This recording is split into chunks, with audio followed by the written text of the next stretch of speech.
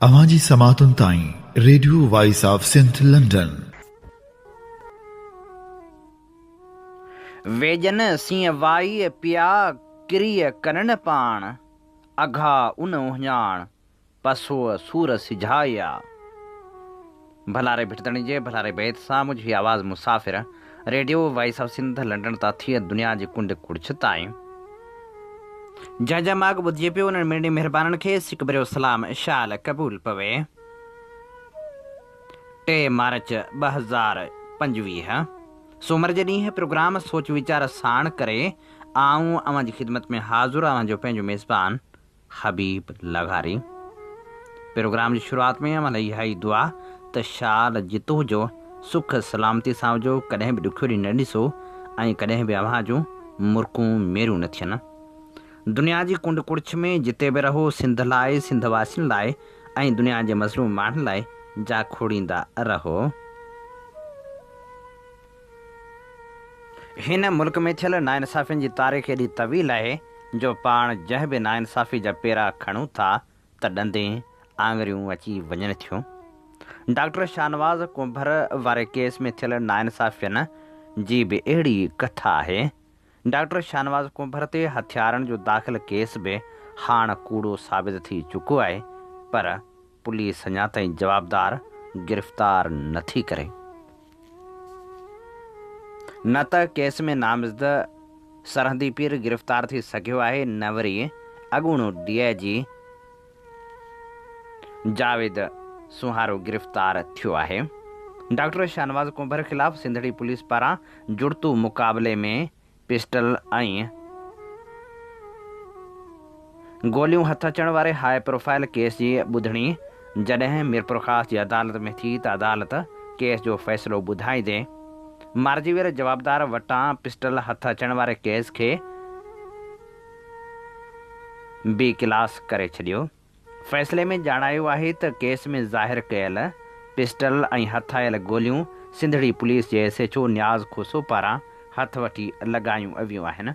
Police हथ कयल pistol जवाबदार वटां बरामद थियण खे साबित करण में नाकाम रही आहे। उन करे केस खे ख़तमु कंदे SHO सिंधड़ी खे हिदायत कजे थी त हू केस दाख़िल कंदड़ सिंधड़ी थाणे जे अॻूणे SHO न्याज़ मोहम्मद खोसो ख़िलाफ़ कानून मूजिबि केस दाख़िल करे। वाज़े रहे त डॉक्टर शाहनवाज़ कुंभर ख़िलाफ़ सिंधड़ी पुलिस मुक़ाबले ऐं गैर कानूनी हथियार हथ अचण जा 2 धार केस दाख़िल कया हुआ। अदालत मुक़ाबले जो केस अॻु में ई ख़तमु करे छॾियो हो। हाणे ॿियो केस बि ख़ारिज कयो वियो आहे, पर तंहिं बावजूदि पुलिस जवाबदारनि खे गिरफ़्तार नथी करे। जॾहिं जवाबदार गिरफ़्तार न थींदा हुजनि, जॾहिं नाइंसाफ़ियूं वधी वण थी वञनि, तॾहिं माण्हू शिकायत करे त किथे करे ऐं ॿुधाए त कंहिंखे ॿुधाए त असां सां ही ज़ुल्म बि थी चुको। इंसाफ़ जी तक़ाज़ा इहा आहे जो हिन केस खे मंतकी अंजाम ताईं पहुचायो वञे ऐं उन्हनि किरदारनि खे वाइखो कयो वञे जेके किरदार तोहिन जा इल्ज़ाम हणी मासूम माण्हुनि खे माराए या वरी मारे छॾींदा आहिनि। सभ खां पहिरियां सरहदी पीर ख़िलाफ़ कार्रवाई थियणु खपे ऐं अॻूणे DIG जावेद जसकाणी खे बि कानून जी पकड़ में आंदो वञे। सिंधूअ दरिया मां कैनाल कढण ख़िलाफ़ सॼी सिंध सरापा एहतिजाज बणियल आहे।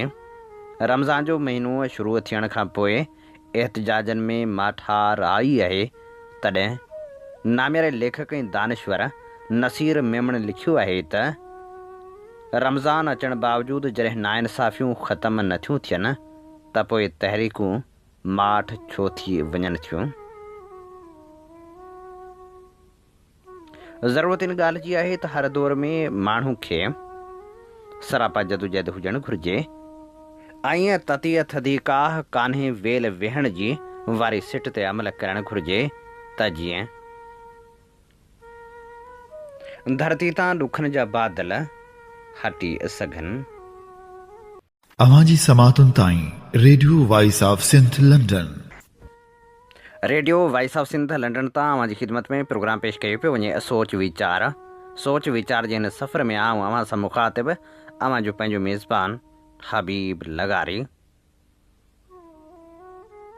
सिंध में वधी वियल बदअमनी, जिते इंसानी हयातियूं खसे पई, जिते केर बि महफ़ूज़ न आहे, उते हाणे शागिर्दियाणियूं बि महफ़ूज़ न आहिनि रहियूं। ठुल में बदअमनी जी इंतिहा उरूज ते पहुती आहे जो स्कूल में ईंदड़ शागिर्दियाणी खे बि अगवा करण जी कोशिश कई वई। शहर जे अंसारी मोहल्ले में स्कूल खां वापसि ईंदे 9 क्लास जी शागिर्दियाणी नाहिद खे अगवा करण जी कोशिश कई वई। शहरियुनि जवाबदार इमदाद सरकी खे सोघो करे वरितो। मारकुट ऐं निशानदही ते हिदायतुल्ला ऐं ज़मीर खे बि गिरफ़्तार कयो वियो। CCTV जा फुटेज पिणु वायरल थिया आहिनि, जॾहिं त शागिर्दियाणी जो चवणु आहे त जवाबदार परेशान कंदा हुआ, पढ़ाई मुतासिर थी, तहफ़ुज़ ॾिनो वञे।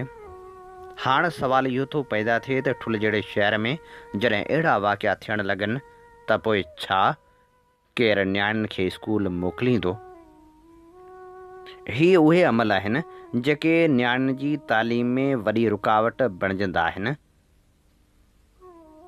सिंध जा सञाहवंद जॾहिं इहा मुहिम हलाईंदा हुजनि त नियाणियुनि खे स्कूल मोकिलियो वञे ऐं नियाणियुनि खे तालीम लाज़मी तौरु ॾियारी वञे, तॾहिं अहिड़नि वाक़ियनि जो थियणु केतिरा ई सवाल पिणु उथारे थो। काल्ह रमज़ान जो पहिरियों रोज़ो हो। पहिरें रोज़े ते ई आम वाहिपे जे शयुनि, फ्रूट, भाॼियुनि, गोश्त, मच्छी जा अघ चोट चढ़ी विया। हुकूमत जे वाइदनि बावजूदि अघनि ते को बि ज़ाब्तो अची न सघियो हो। ॿियो त हिन मुक़दस महीने में मज़हबी इज्तिमा बि थींदा रहनि था। अवामी हंधनि, मार्केटनि, इबादतगाहनि में दहशतगर्दी जा ख़तरा पिणु वधी वेंदा आहिनि। हुकूमत जी इन हवाले सां कारकर्दगी सभिनी खे सारी पई आहे, तंहिं करे हर वक़्तु ख़ौफ़ ऐं ख़तरा माण्हुनि जो साहु सुकाए छॾींदा आहिनि। रमज़ानुल मुबारक जो महीनो शुरू थींदे ई क़ीमतूं वधणु शुरू थी वेंदियूं आहिनि ऐं हुकूमत वटि क़ीमतनि खे कंट्रोल करण जो को बि तरीक़ेकार नाहे हूंदो। तोड़े जो ज़िले इंतिज़ामिया तरफ़ां टीमूं त जोड़ियूं वेंदियूं आहिनि जेके दुकाननि ते छापा हणी वधीक अघु वठंदड़नि खां ॾंड वसूल कनि थियूं, पर इहा सरगर्मी बि घणे भाङे शहरनि में थिए थी, पर ॿाहिराड़ियुनि में उहो बि पुछाणो कोन्हे। जिन दुकानदारनि खां ॾंड वसूल कया वञनि था, उहे वरी वधीक अघु वठी उहा रक़म बि अवाम मां वसूल करण जी कोशिश कनि था। हीउ महीनो सिर्फ़ु इबादतनि, रोज़े ऐं निमाज़ जे लिहाज़ खां ई अहम न आहे, बल्कि इन दौरान समाजी सरगर्मियूं बि वधी वेंदियूं आहिनि। रमज़ान दौरान अमन अमान जी सूरत हाल खे बरक़रार रखण ऐं क़ानून ऐं इंतिज़ाम जो मुकमल कंट्रोल हासिलु करणु इंतिहाई ज़रूरी थी पवे थो, पर हुकूमत उन में बि नाकाम रहंदी आहे। रमज़ान दौरान बाज़ारनि में इफ़्तार जो सामान ख़रीद करण लाइ माण्हुनि जो हुजूम वधी वञे थो, जंहिंजे नतीजे में ट्रैफ़िक जा मसइला पिणु कर खणणु लॻनि था। हाणे ज़रूरत इन ॻाल्हि जी आहे त हुकूमत न सिर्फ़ु मसइला हल करे, पर शयुनि जे क़ीमतनि खे कंट्रोल करण लाइ क़दम बि खणे। सिर्फ़ु रिवायती अंदाज़ सां छापा हणण सां अघनि खे कंट्रोल करणु मुमकिन न आहे। रसद ऐं तलब जे तवाज़ुन खे बि बहितर करणो पवंदो। गोड़ाणे जे नुक़साननि बाबति इलाइक़ेवासी मुख़्तलिफ़ रड़ियूं कंदा रहनि था ऐं सरापा एहतिजाज बणियल पिणु रहिया आहिनि, पर हुकूमत इन तरफ़ को ध्यानु ॾियण लाइ तयारु ई न आहे। थरकोल ब्लाक 2 जे खाणियुनि मां निकिरंदड़ पाणी गोड़ाणे डैम में छोड़ करण जो सिलसिलो बि जारी आहे। 7 सालनि खां पाणी ॻोठ गोड़ाणे जे भिटनि में छोड़ करण बाद हिन वक़्तु पाणी डैम खां 700 मीटर परे ताईं ज़मीन मां सीपेज ज़रिए निकिरी रहियो आहे ऐं ज़मीन खे हथ सां खोटण ज़रिए हेठियां पाणी निकिरी रहियो आहे। ॻोठनि जा मिठे पाणी जा खूह सीपेज बाद हेठियां खां पाणी सां भरिजी विया आहिनि। इन सिलसिले में गुज़िरियल ॾींहुं सुञाण धुरियुनि जी टीम ऐं साफ़ियुनि पारां गोड़ाणे डैम ॻोठ तलवायो ऐं वरवाई जो दौरो कयो वियो, जिते ॻोठाणनि भीमराज मेघवाड़, लीलाराम मेघवाड़, लक्ष्मण सुभान लंजू, उत्तम मेघवाड़ ऐं ॿियनि एहतिजाज कंदे दाहियो त गोड़ाणो डैम अंदरि 7 सालनि खां छोड़ थींदड़ पाणी हाणे नुक़सान ॾेई रहियो आहे। पाणी ज़ेरे ज़मीन सीपेज करे निकिरी रहियो आहे। हथ सां खॾ खोटण दौरान पाणी ज़ाहिर थी रहियो आहे। असांजा घर बि किरेक थी रहिया आहिनि। साॻी सूरत हाल रही त कंहिं बि वक़्तु वॾे इंसानी हादसे जा इम्कान मौजूदु आहिनि। डैम तबाही मचाए छॾी आहे। हज़ारे वण ॿूटा सड़ी ख़तमु थी विया आहिनि। माहौलियाती गदलाण वधी रही आहे। पाणी गंदो ऐं केमिकल जी मिलावट वारो हुजण करे ज़ेरे ज़मीन पाणी ख़राब थी वियो आहे। असांजे पीअण जे साफ़ मिठे पाणी जा खूह बि खारा थी ख़राब थियण बाद सीपेज करे हेठां खां मथे पलटण शुरू थी विया आहिनि। हर तरफ़ तबाही जो ॾेख आहे। हुन चयो त साॻिए नमूने बिलाक वन जो पाणी बि ॻोठ तलवायो ऐं वरवाई वटि ओपन छोड़ कयो पियो वञे, जेको बि तबाहियूं मचाए रहियो आहे। केर बि दांह ॿुधण लाइ तयारु नाहे। कंपनियूं आलमी कानून जी लताड़ कंदे कमु करे रहियूं आहिनि। अवां जी समातुनि ताईं radio voice of Sindh London. Radio voice of Sindh London तां अवां जी ख़िदमत में प्रोग्राम पेश कयो पियो वञे सोच वीचार जे हिन सफ़र में आऊं अव्हां सां मुखातिब अवां जो पंहिंजो मेज़बान हबीब लगारी। प्रोग्राम सोच वीचार में हाणे शामिल करियूं था नौजवान नावल नवीस ऐं लेखक जतोई कामरान जो लिखियल ख़ूबसूरत लेख जंहिंजो उनवान आहे खोखला कानून। सिंध ऐं बलूचिस्तान अंदरि इंसानी हक़नि जी थींदड़ भञकड़ी जे उनवान सां वाइड सिंधी कांग्रेस ऐं बलोच इंसानी हक़नि जी तनज़ीम पारां ब्रिटिश पार्लियामेंट में गरजाणी कोठाई वई। वाइड सिंधी कांग्रेस ऐं बलोच अॻवान जो गॾियल मौक़िफ़ हो त पाकिस्तान हिकु मुल्क न पर चुल्हे ते रखियल थांव आहे, जंहिंखे आलमी क़ुवतूं मुआशी समाजी ऐं इख़लाक़ी मदद करे बाह ॾियनि थियूं, जिन में सिंधी ऐं बलोच सड़नि था। सिंधी ऐं बलोच जो मसइलो को अक़लियतनि जो मसइलो न आहे पर निज क़ौमी मसइलो आहे। अक़लियत बाबति मुंहिंजो ज़ाती ख़्यालु इहो आहे त अक़लियत लफ़्ज़ी तफ़रीक़ खे ज़ाहिर करे थो। रियासत लाइ का बि अक़लियत अक्सरियत न हुजणु घुरिजे। जीअं त रियासत में कानून हमेशह उते जे माण्हुनि ऐं क़ौमुनि जे मिज़ाजनि मुताबिक़ ठाहिया वेंदा आहिनि, पर पाकिस्तानी रियासत में कानून महज़ पंजाब जे माण्हुनि जे मिज़ाज ऐं मुफ़ाद मुताबिक़ ठाहिया वेंदा आहिनि, जॾहिं त सिंध ऐं बलूचिस्तान जा माण्हू पंजाब ऐं KPK जी भेट में सेक्युलर आहिनि।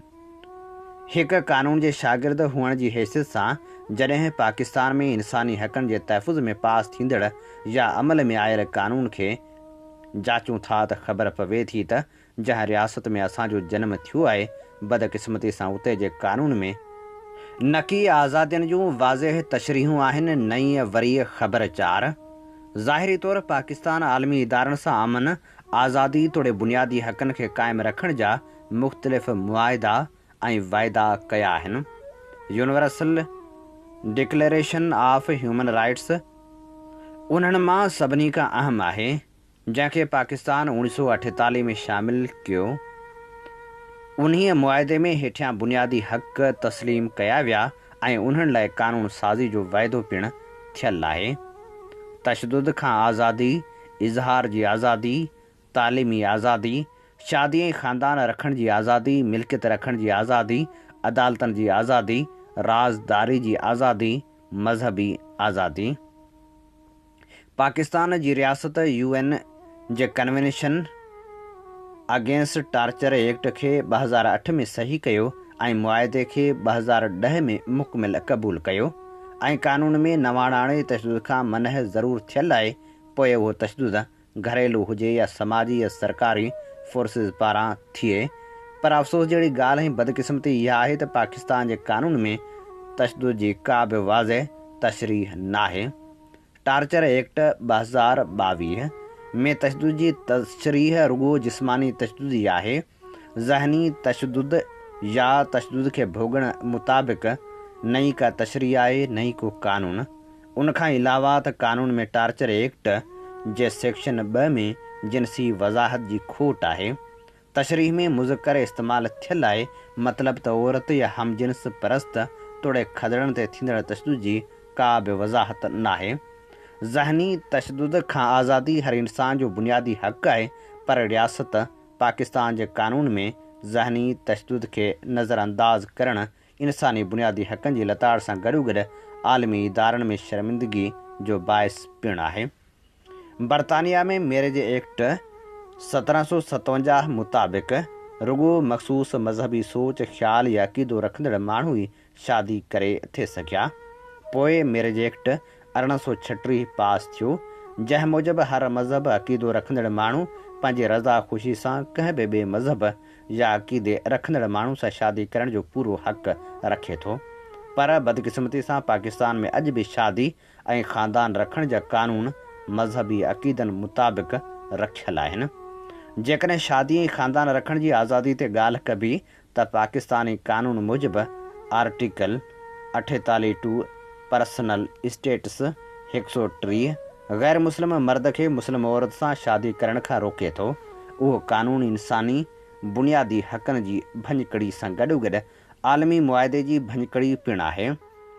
उन्ही खां वधीक इंसानी बुनियादी हक़नि जी भञकड़ी कहिड़ी थी सघे थी जो रियासत माण्हुनि खे प्यार करण में बि साॻी मज़हबी हुअण जो शर्त रखे। रियासत खे इहो सम्झणु घुरिजे त चुमियनि यादनि सिक ऐं पीरी जा मज़हब नाहिनि थींदा। उन खां अलावा पाकिस्तान में मौजूदु किरोड़े हमजिन्स परस्त सॼी ज़िंदगी शादी ऐं ख़ानदान रखण जी आज़ादी खां महरूम रहियो वञनि। हमजिन्स परस्ती ते उमिरि क़ैद जी सज़ा आहे, जेका पिणु इंसानी हक़नि जी सरासर भञकड़ी आहे। लखें पाकिस्तानी हमजिन्स परस्त दुनिया जे उछरियल मुल्कनि में पनाहगीरी वारी ज़िंदगी गुज़ारनि था, छो जो उन्हीअ मुल्कनि में खेनि शादी करण तोड़े ख़ानदान रखण जो पूरो हक़ मिलियल हूंदो आहे। पाकिस्तान में मौजूदु इंसानी हक़नि जा इदारा बि हमजिन्स परस्तनि जे हक़नि ते का गहरी नज़र कोन था रखनि, छो जो उन्ही ते न रुगो ख़तरनाक सज़ाऊं आहिनि पर उन्ही खे बेइज़्ती ऐं बेज़ारी बि सम्झो वञे थो। हमजिन्स परस्तनि खे ख़ानदान रखण तोड़े शादी करण जी इजाज़त इंसानी बुनियादी आज़ादी मां हिकु आहे, जंहिंखे पाकिस्तान बैन अल-अक़वामी मुआदे में तस्लीम पिणु करे आयो आहे। मज़हबी आज़ादी हिन मुल्क जे ॿिनि मज़हबनि जहिड़ोक हिंदू ऐं मसीहाई त अज़ल खां अज़ाब में आहिनि, पर कादियाननि सां ही रियासत एतिरो त ख़तरनाक रवैयो रखे थी जेतिरो ख़तरनाक शायदि जर्मन यहूदियुनि सां बि कोन रखियो हो। कादियाननि जे इबादत गाहनि क़ुर्बानियुनि मज़हबी ॾींहंनि ते मुकमिल पाबंदी आहे। ऑर्डिनेंस 1984 कादियानी फ़िरक़े सां तालुक़ रखंदड़ इंसान जी चुरपुर ते मुकमिल पाबंदी हणे थो। उन खां अलावा रियासती पुठ भराई सां तयारु थियल शिदत पसंद तनज़ीमूं जहिड़ोक TLP कादियानियुनि तोड़े कादियानियुनि जे इंसानी बुनियादनि ते हिमायत कंदड़नि खे सरेआम क़त्ल कनि थियूं ऐं इन खे बि क़बूल कनि थियूं। कंहिं माण्हू जे मख़सूस अक़ीदे ख़िलाफ़ कानून ठाहिण या उन जी हिमायत करणु वाज़ह ऐं चिटी इंसानी हक़नि जी भञकड़ी आहे। अहिड़ा कानून TLP जहिड़ियूं तनज़ीमूं आलमी जॻहनि ते मुल्की साख लाइ ख़तरनाक आहिनि। 1986 में क्रिमिनल लॉ में एड थियल तौहीन वारो कानून पाकिस्तान जी पूरी तारीख़ में बेकार तरीन कानून आहे। उन्ही कानून जो इस्तेमालु केर बि कहिड़े बि वक़्तु करे कंहिंजो बि क़त्ल करे सघे थो। सिंध अंदरि हिंदू मज़हब जे माण्हुनि खे उन्ही कानून जे सहारे ब्लैकमेल करे पंहिंजा मुफ़ाद हासिल कया वेंदा आहिनि। हिन महिल ताईं हज़ारे माण्हू उन्ही कारे कानून जे वर चढ़ी विया आहिनि ऐं क़त्ल कया विया आहिनि। ॾखण सिंध में जझे तइदाद में कादियानी रहनि था जेके आज़ादी सां पंहिंजूं मज़हबी सरगर्मियूं कनि था। अहिड़नि शिदत पसंद कानूननि खे सिंध ऐं बलूचिस्तान में शाइर अदीब दानिश्वर तोड़े आम माण्हू सख़्ती सां रद्द कनि था। अमरीकी अॻूणे सदर ऐं मशहूर शख़्सियत थॉमस चवे थो त जेकॾहिं को कानून नाइंसाफ़ी जे बुनियाद ते आहे त उन्ही कानून जे ख़िलाफ़ वञणु आम माण्हू जो न रुगो बुनियादी हक़ आहे पर उन्ही ते लाज़िम आहे त हूअ उन्ही कानून जी ख़िलाफ़ वर्ज़ी करे। साॻे तरीक़े सां अहिड़ा सभु कानून रियासत ख़िलाफ़ बग़ावत पैदा करण में अहम किरदारु अदा कनि था ऐं उन्ही खां वधि त आलमी सतह ते रियासत जी साह खे नुक़सानु रसे थो। बुनियादी आज़ादियूं न मिलण करे माण्हू मुल्क मां बेज़ार थी लॾपलाण कनि था। ॿाहिरियुनि दुनियाउनि जा माण्हू रियासत अंदरि मुआशी लाॻत या लाॻापा रखण खां लवाइनि था। उहो रियासत जे बचाव लाइ ज़रूरी आहे त रियासत अंदरि मौजूदु सभिनी क़ौमुनि तोड़े आलमी इदारनि खां हिमायत हासिल करण लाइ अहिड़नि कानूननि जी ॿीहर नज़रसानी करे। हीअ असीं अवां जी ख़िदमत में पेश करे रहिया हुआसीं ख़ूबसूरत लेखक ऐं नावल नवीस जतोई कामरान जो लिखियल ख़ूबसूरत लेख। अवां जी समातुनि ताईं radio voice of Sindh London. Radio voice of Sindh London तां अवां जी ख़िदमत में प्रोग्राम पेश कयो पियो वञे सोच वीचार जे हिन सफ़र में आऊं अवां सां मुखातिब अवां जो पंहिंजो मेज़बान हबीब लगारी। प्रोग्राम सोच वीचार में हाण वर्क वरायूं था यादगिरियुनि जा। ज़िंदगी जे गुज़री वियल लम्हनि जी कहाणी, डीपले जो ज़िक्र ऐं हथनि मां वारी वांगुरु निकिरी वियल वक़्त जूं सारिणियूं। नामियारे लेखक आफ़ताब मेमण जी आत्मकथा जीवन सफ़र जी चौथी किस्त। डीपले जे मेमणनि या कंहिं बि क़ौम या गिरोह में फ़र्द वाहिद कुझु न हूंदो आहे। जिते फ़र्द वाहिद जे हवाले सां शख़्सियत परस्ती थी त उन्हीअ क़ौम जी तरक़ी जो सफ़र सफल कोन थींदो आहे। मुसलसल जदोजहद ऐं सभिनि खे गॾु खणी हलण सां ई तरक़ी मुमकिन थिए थी। मूं कुझु बुज़ुर्गनि जो ज़िक्र त कयो आहे। मुखी मोहम्मद माझी 1881 में डीपले सेंट्री कमेटी जो चेयरमैन बि थियो ऐं 30-35 साल लाॻीतो चेयरमैन रहियो। ईअं ई मुखी गुल मोहम्मद साहिब 1930 खां 1935 ताईं सेंट्री कमेटी जो चेयरमैन रहियो। संदन कोशन सां 1933 में डीपले में प्राइमरी गर्ल्स स्कूल क़ाइमु थियो। मशहूरु सेठ ख़ुशहाल पाड़नि में सदीकाणी, हाजी ठारो ऐं जानवाणी शामिल हुआ। शहर में जानवाणियुनि जी कड़ ऐं माझाणियुनि जी कड़ मशहूरु हुई। जिते ॿाहिराड़नि खां आयल वापारी माल ॿधंदा हुआ त संदन रिहाए जो बंदोबस्त बि हूंदो हुयो। मुंहिंजी साबर में ॻोठ जे नाले वारनि ऐं हिमत भरियनि मेमणनि मां जिन बुज़ुर्गनि जो ज़िक्र करण खां सवाइ डीपले जी तारीख़ नामुकमिल आहे, तिन में साईं हाजी अबू तालिब, मिस्टर ग़ुलाम हुसैन तहराणी, काज़ी मोहम्मद अहमद, डॉक्टर हामिद अली, हाजी मोहम्मद रमज़ान, सेठ अहमद अली चेल्हारियो, सेठ मोहम्मद इब्राहिम सदीकाणी सरे फ़हरिस्त हुआ। मरहूम मोहम्मद उस्मान डीपलाई, साईं अली मोहम्मद काज़ी, सेठ अहमद अली सदीकाणी ॿिन काफ़ी बुज़ुर्गनि जो बनियूं ॿारहा या किर्त सांग थर खां ॿाहिरि रहियो। उन करे हू घणो करे शहर खां ॿाहिरि सिंध ॾे रहंदा हुआ। जनाब मोहम्मद सुमार कासमाणी, काका मोहम्मद इसाक कासमाणी, तोड़े मोहम्मद कासिम काज़ी बि डीपले खां ॿाहिरि रहंदा हुआ। ख़ान साहिब मोहम्मद सुमार खां पोइ काका मोहम्मद इसहाक कासमाणी डीपले जो पहिरियों डायरेक्ट टेफुल वारो इंस्पेक्टर थियो ऐं अंग्रेज़ जी हुकूमत में देहरादून एकेडमी मां ट्रेनिंग वरिताई। पर अफ़सोस त संस नौकिरी वधीक न हली सघी। हिमत भरियो मुड़ुसु हुयो, मुख़्तलिफ़ धंधनि में हथु विधाई। नेठि हिकु वक़्त ते थर एग्रीकल्चर कोऑपरेटिव बैंक क़ाइमु कयाई, जंहिंजो हिकु वक़्त में त विहारो खन बिरांचूं बि हुयूं, जिन मां हैदराबाद, मिरपुर ख़ासि, नवाबशाह ऐं सागड़ मुख्य बिरांचूं हुयूं। नवकोट में काटन फैक्ट्री बि क़ाइमु कयाई ऐं काफ़ी सारी ज़मीन बि वरिताई। उनखां पोइ जी टही में अलाह ॾिनाणे ख़ानदान जा मरहूम अलहरीनो ख़ान, चाचा हामिद अली, हबीबुल्ला ऐं डॉक्टर सजण मेमण साहिब काफ़ी नामवर नाला आहिनि। उन्हनि में डॉक्टर सजण साहिब लाइ त सॼी सिंध साराह कंदी आहे त जहिड़ो नालो अथसि अहिड़ो सजण आहे। डॉक्टरनि जो ईंदे वेंदे किथे बि को नालो ईंदो त डॉक्टर सालेह मेमण जो नालो सभ खां अॻु भरो हूंदो।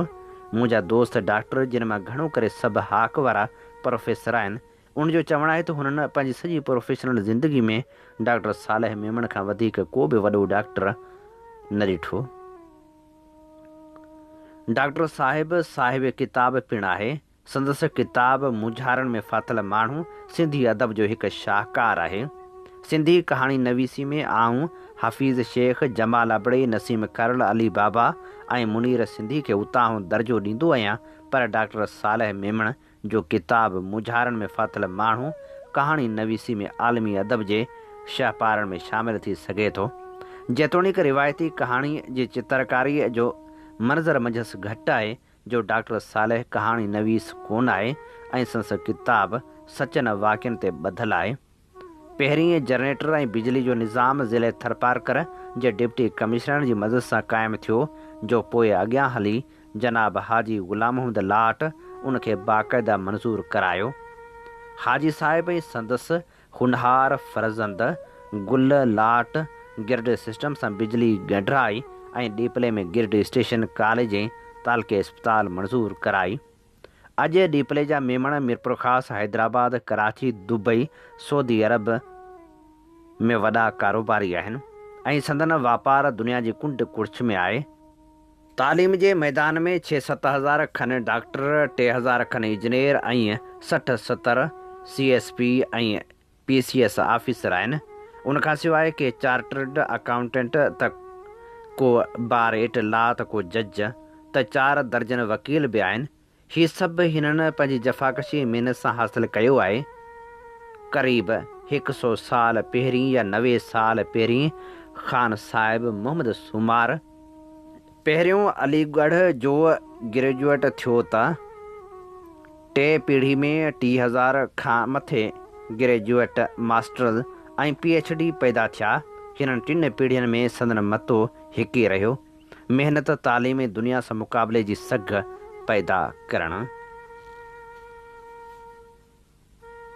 ॿारोतण खां जवानी।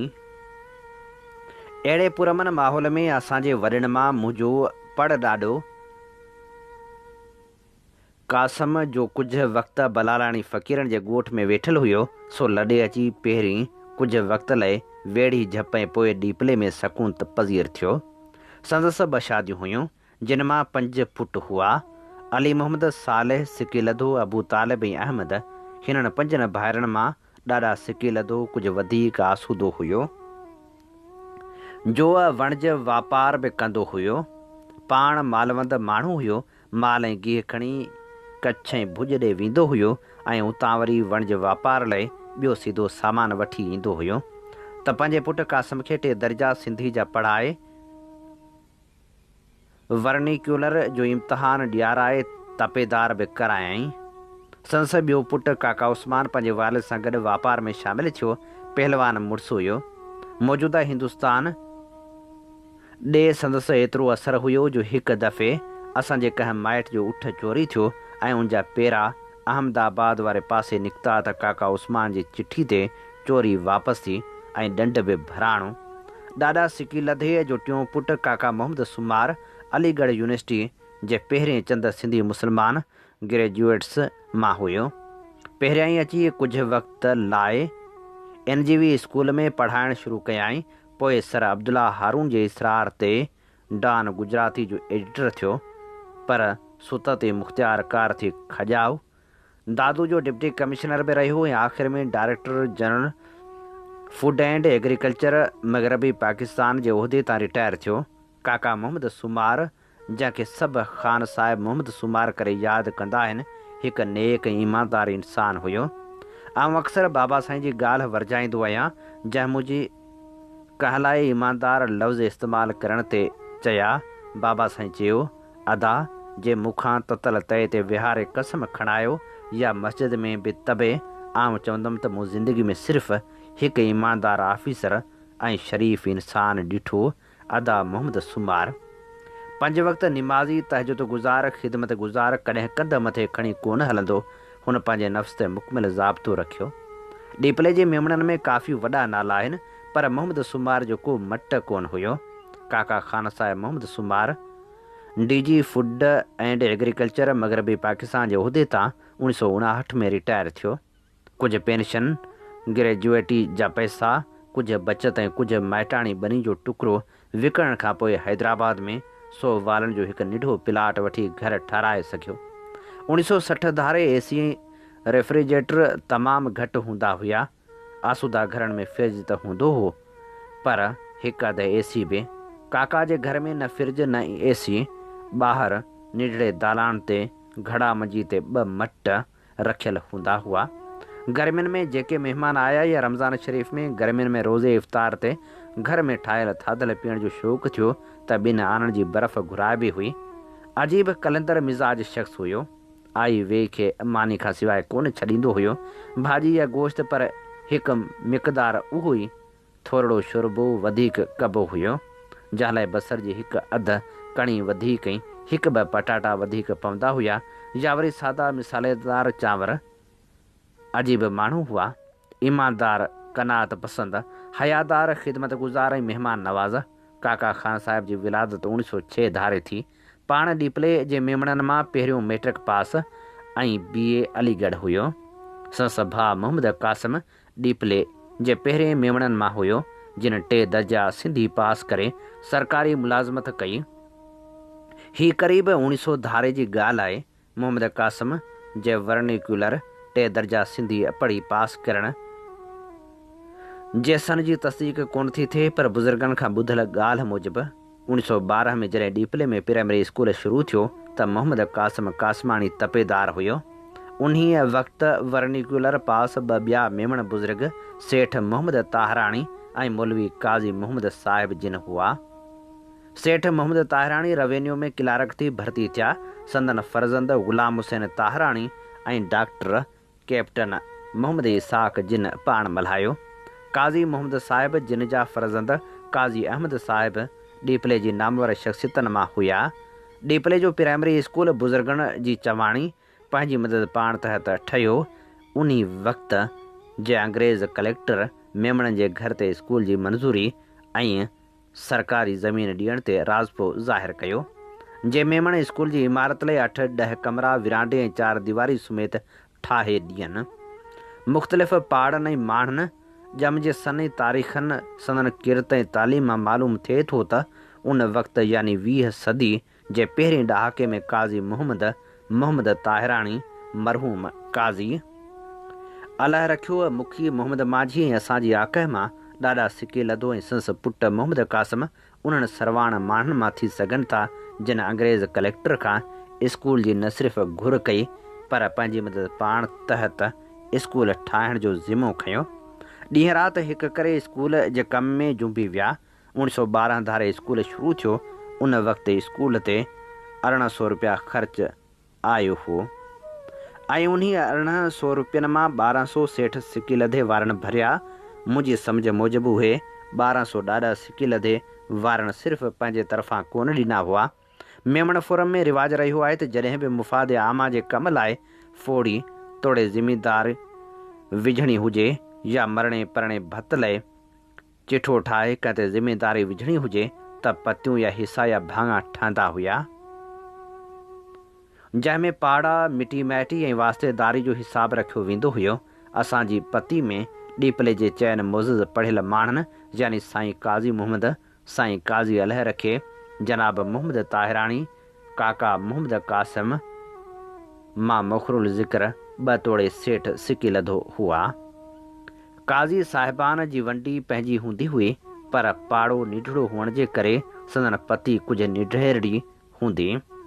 सेठ मोहम्मद ताहिराणी सां असांजी सगाबंदी बि हुई। सेठ मोहम्मद विंगाए नुख मां हुयो त वरी उन करे विंगाए बि असांजी पति में शामिल हुआ। ॾाढा सिके लधो ऐं काका उस्मान शायदि उथण वेहण में कुझु वधीक हिमत भरिया हूंदा, तंहिं करे पति जी वंडी जी फोड़ी जमा करण जी ज़िमेदारी संदन ज़िमे कई वेई ऐं इहे 3 मां 2 हिसनि जी फोड़ी संदन नाले सां चवराई वेई, यानी 1200 रुपयनि जी रक़म स्कूल जी मद में ॾियण कासमाणी विंगाई जंहिंमें ताराणी तोड़े हामदाणी ऐं उतरियो पाड़ो जंहिंमें ॻोठ जा सरंदी भरिया लुहाणा हिंदू हुया उन्हनि सेठ सिके लधे जी वंडी में जमा कराया। सेठ सिके लधो वॾे रोब ऐं हैसियत वारो बलवान हुयो। बिरादरी पाड़े में संदसि मान हूंदो हुयो। मूंसां 2 बुज़ुर्गनि इन ॻाल्हि जी तस्दीक कई। कुझु क़दुरु मुंहिंजे चाचे जंहिं बि सिर्फ़ु ॿुधल ॻाल्हि ऐं अधु गाबरी बिना तफ़सील जे कई, पर काका मरहूम हामिद कुझु वधीक तफ़सील ॿुधाया।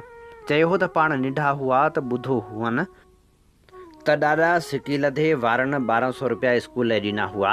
हीअ तफ़सीली खोजना सिर्फ़ु मुंहिंजी आहे जंहिंजो बुनियादु शहर डीपले जे उन्हनि बुज़ुर्गनि जी तालीम किरत तोड़े अहवाल खे जनम जे ॾींहंनि सां ॻंढाए मालूम करणो त डीपले में प्राइमरी स्कूल जेको 1906 धारे शुरू थी 1912 में चालू थियो उन जे क़ाइमु करण में कहिड़नि बुज़ुर्गनि जो हथु हुयो। उमिरि जे हिसाब मूजिबि ॾाढो सिकी लधो काज़ी अलह रखियो काज़ी मौलवी मोहम्मद, जनाब मोहम्मद ताहिराणी ऐं काका मोहम्मद कासिम उन खाने में फिट थियनि था जे पढ़ियल बि हुआ त के सरकारी मुलाज़िम बि हुआ। काज़ी अलह रखे मुंहिंजे ॾाॾे अहमद लाइ इहो मशहूरु हुयो त वटन गुलिस्तान बूस्तान जा कलमी नुस्ख़ा हर वक़्तु हूंदा हुआ ॾाॾा जा कलमी किताब बि असांजे ख़ानदान में कंहिं वटि दफ़न आहिनि।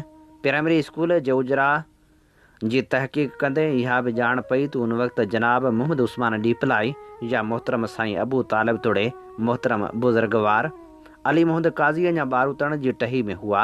साईं अबू तालिब पोइ बि क़रीब आख़िरी उमिरि ताईं शहर सां नातो जोड़ींदो आयो। साईं मोहम्मद उस्मान डीपलाई तोड़े साईं हाजी अली मोहम्मद काज़ी रोज़गार सांगे हिंदू पाक जे विरहाङे जे लॻभॻि डीपले खां घणो ॿाहिरि रहणु लॻा। पंहिंजी औलाद खे आला तालीम ॾियारियाईं। काज़ी अली मोहम्मद जा सभु पुट ऐं धीअरूं आला तालीम याफ़्ता आहिनि। हीअ असीं अव्हांजी ख़िदमत में पेश करे रहिया हुआसीं नामियारे लेखक आफ़ताब मेमण जी आत्मकथा जीवन सफ़र जी चौथी किस्त। अवांजी समातुनि ताईं radio voice of Sindh London. Radio voice of Sindh London तां अव्हांजी ख़िदमत में प्रोग्राम पेश कयो पियो वञे सोच वीचार जे हिन सफ़र में आऊं अव्हां सां मुखातिब अव्हांजो पंहिंजो मेज़बान हबीब लगारी। ऐं हाणे प्रोग्राम सोच वीचार में शामिल करियूं था सियासी समाजी ऐं अदबी तक़रीबन जो अहवाल। साना पारां नामियारे लेखक ऐं शाइर डॉक्टर आकाश अंसारी ऐं डॉक्टर ज़ुल्फ़कार सियाल जी यादि में आलमी ऑनलाइन ताज़ियती मेड़ाको कोठायो वियो। ताज़ियती मेड़ाके में दुनिया जे मुख़्तलिफ़ हिसनि जहिड़ोकि अमेरिका, कैनेडा, यूरोप, विचोभर, ऑस्ट्रेलिया, हिंदुस्तान खां शिरकत कंदड़नि भेटा पेश कई। हिन मेड़ाके खे ज़ूम वसीले साना जे मुख़्तलिफ़ मीडिया फोरमनि जहिड़ोकि ट्विटर, फेसबुक, यूट्यूब ते हज़ारे माण्हुनि ॾिठो।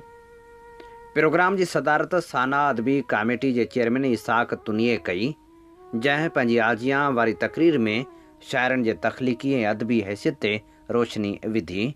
साना जी अदबी कमेटी जे मेंबरनि अख्तर सुरियो, रूही कल्होड़ो, नुसरत लाशारी ऐं मंज़ूर मीराणी मुख़्तलिफ़ मुक़ररनि खे मुतारिफ़ कराइण जो शानदार इंतज़ाम कयो। साना जे सदर डॉक्टर मक़बूल हालेपोटे डॉक्टर आकाश अंसारी जी शाइरी ऐं डॉक्टर ज़ुल्फ़कार सियाल जे अदबी ख़िदमतनि ते रोशनी विधी। हुन ॿिन्ही शाइरनि जे कम खे सिंधी अदब लाइ तारीख़ी हैसियत वारो क़रार ॾिनो।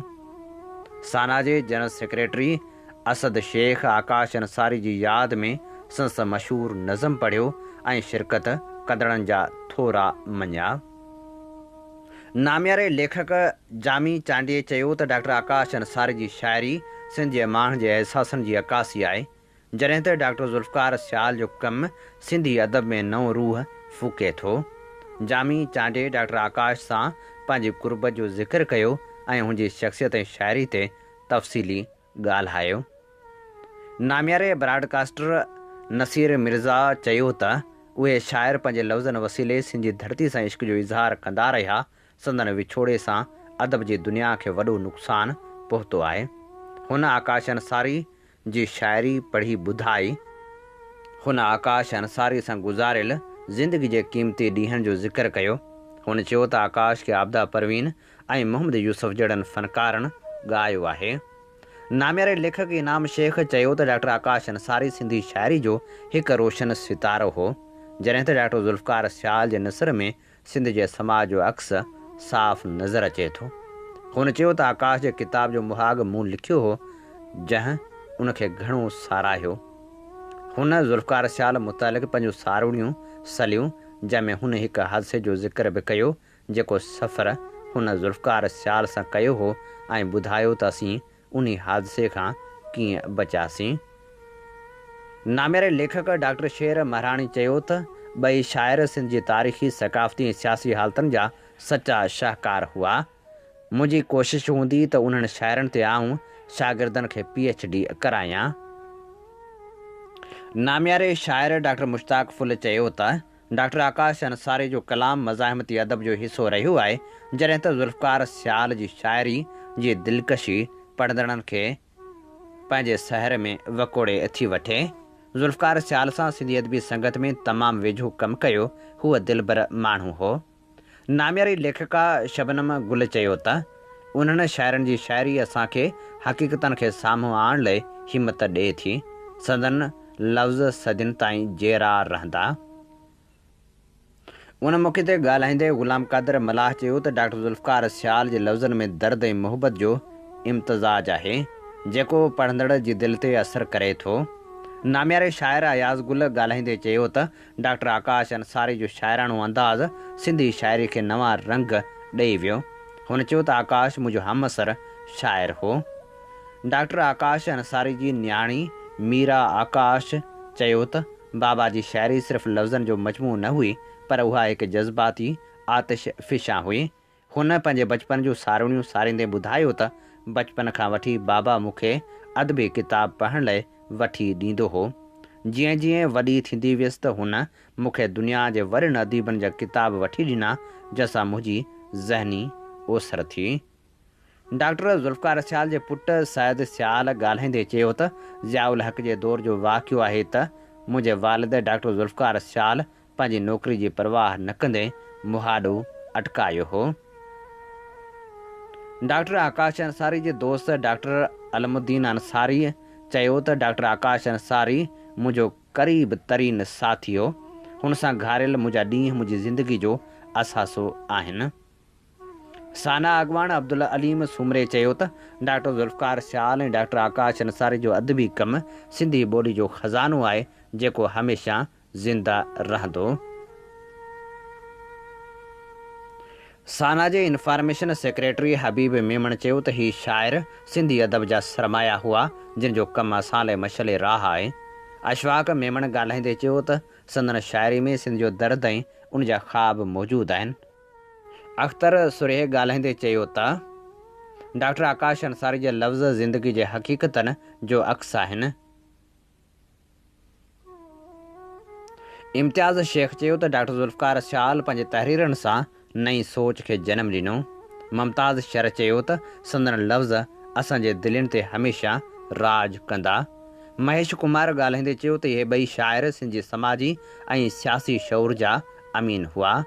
डॉक्टर नासिर जमाल पठाण ॻाल्हाईंदे चयो त असांखे फ़ख़ुरु आहे त असांजे अदब में अहिड़ा माण्हू रहिया जंहिंजो फ़िक्र अमर आहे। एजाज़ कुरैशी जो चवणु हो त डॉक्टर आकाश अंसारी ऐं डॉक्टर ज़ुल्फ़िकार सियाल जी शाइरी सिंध जी तारीख़ जो हिकु अहम बाब आहे। हिन आलमी प्रोग्राम में बहार फाउंडेशन ऐं मारवी ग्रुप बदीन, आफ़ताब तुनियो जे घर ते दोस्तनि पिणु शिरकत कई। जॾहिं त हैदराबाद में ज़ुल्फ़िकार हाले पोटो पंहिंजे साथियुनि सां गॾु मौजूदु हो पर टेक्निकल मसइले करे प्रोग्राम सां जुड़ी न सघिया। जिन ॾिया ॿारे शाइरनि खे भेटा पेश कई उनखां सवाइ सुल्ताना वकासी, डॉक्टर आबदा गांगरो, सऊदी अरब मां निर्ग सबड़ो, कराची मां सचल विधो ऐं आबिद मज़हर ऐं डॉक्टर एजाज़ तुर्क शिरकत कई ऐं चयो त अहिड़ा प्रोग्राम थियणु खपनि। आबदा परवीन जे भाणजे सईद तुनियो पंहिंजी ख़ूबसूरत आवाज़ में डॉक्टर आकाश अंसारी जी शाइरी ॻाए ॿुधाई। ही असीं अव्हां जी ख़िदमत में पेश करे रहिया हुआसीं साना पारां मुनक़िद कयल तक़रीब जो अहवाल। ही रिपोर्ट तरतीब ॾेई असां ॾे उमाणी हुई डॉक्टर नासिर जमाल पठाण। इन्ही ते प्रोग्राम सोच वीचार जो वक़्तु पुॼाणी ते पहुचे थो। पंहिंजे मेज़बान हबीब लगारी खे इन साॻी दुआ सां ॾींदा इजाज़त। वसे भिट तुंहिंजी भलारा सदा, सदा देस परदेस सारा वसन, कॾहिं सींद सिंजी न मेरी थिए, कॾहिं मोड़ कंहिंजा न मुरझाइजनि। अवां जी समातुनि ताईं radio voice of Sindh London